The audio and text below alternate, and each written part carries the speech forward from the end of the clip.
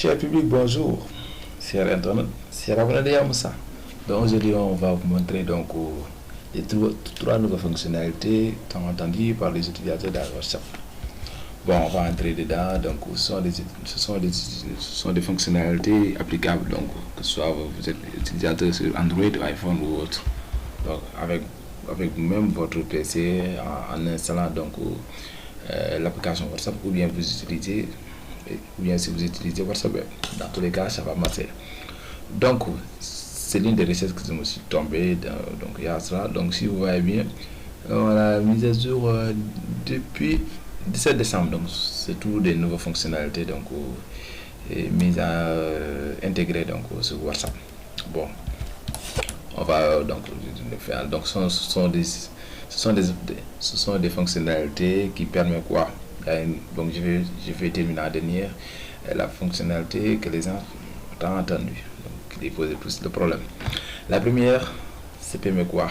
Recevez donc, si vous recevez donc des notifications, vous pouvez donc, lorsque vous passez un appel, vous pouvez donc recevoir donc une notification d'une autre appel en entrant. Du coup, tu peux accepter ou non. Mais il est impossible de mettre l'un en attente et passer à l'autre. Donc seulement tout ce que vous pouvez faire, c'est de raccrocher l'un et de décrocher l'autre. Ensuite, il y a une autre fonctionnalité, c'est quoi? Vous pourrez donc gérer donc des invitations au chat de discussion, c'est-à-dire vous pouvez donc décider qui va vous ajouter dans un groupe. Du coup, si vous décidez que personne ne te contacte, ne vous ajoute pas dans un groupe, tu vas éviter que tu seras donc chaque fois ajouté dans un groupe que tu n'aimes pas. Voilà. Ensuite, tu peux programmer les tâches, mais attention, ces fonctionnalités n'est pas toutes gratuites. Voilà, on va donc faire un détail. Les notifications de ce qu'on appelle. Les utilisateurs donc, de WhatsApp recevront donc désormais des notifications indiquant un autre appel entrant, même si ce sont des gens au téléphone. Voilà, comme je vous ai expliqué tout à l'heure. Auparavant, tout appel manqué était signalé après avoir donc raccroché. Donc, vous êtes en train de prendre un appel, tu ne sens même pas, quelqu'un t'appelle et tu continues, ton appel, après tu raccroches et tu vois qu'il y avait un autre qui demandait donc voilà, à côté. Donc, c'est comme si vous appelez simple quoi. Mais tu ne pourras pas le mettre en attente, c'est la seule différence. Donc, cette fonctionnalité n'est pas encore mise en place sur WhatsApp.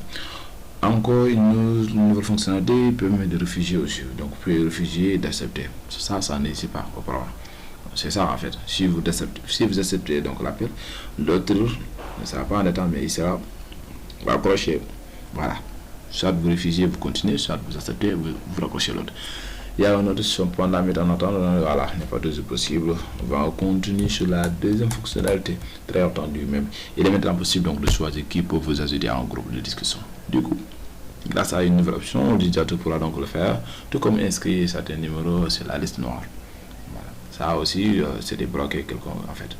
Cela permet aussi aux utilisateurs d'éviter ces situations dans lesquelles ils sont contraints de quitter des chats. C'est-à-dire, donc ce problème sera résolu. C'est-à-dire vous vous retrouvez sur un groupe que vous n'aimez pas.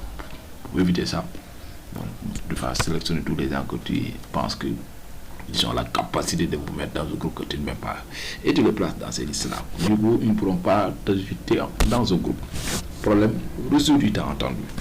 On passe à l'autre qui est payant. Début décembre, c'est en 18 décembre, donc une autre fonctionnalité a été annoncée donc, et intégrée à l'application de gestion des tâches. Donc, chatbot, dialogue, je ne sais pas quoi faire, mais de créer donc des tâches et d'envoyer des rappels. Donc, vous pouvez faire donc, par exemple, tu veux que à 5h ou à 6h, à 8h, un appel ou un message soit envoyé. Donc, tu peux programmer donc ça. La gestion des tâches, cependant, cette innovation n'est disponible qu'abonnement payant. Voilà. Si vous n'abonnez pas payant, vous ne pourrez pas l'utiliser.